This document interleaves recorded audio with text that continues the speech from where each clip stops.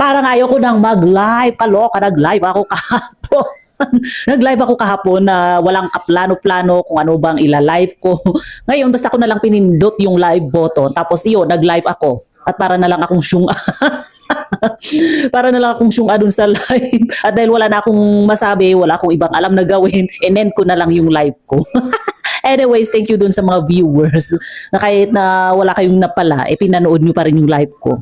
Paano naman kasi, pure posting lang ako tapos hindi naman ako nanonood ng tutorial tungkol sa pagla-live. Ngayon, para akong nagkaroon ng interest na mag-live. Kaya lang dahil sa nervyos at dahil hindi ko alam kung anong gagawin ko, pinagpawisan mga paa ko, mga kamay at pati kilikili. Kaya ngayon iniisip ko, magla-live pa ba ako?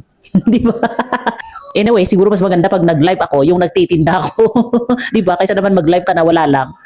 Buti sana kung may matuwa sa'yo at magbigay ng gift. Kung wala, edi magtinda na lang siguro ako. Yun na lang gagawin ko sa aking next na live. Kaya abangan nyo yung aking live kasi bibentahan ko kayo. Huwag kayong mag-alala, yung ibibenta ko ay para sa ikaka-sexy ninyo. Di ba?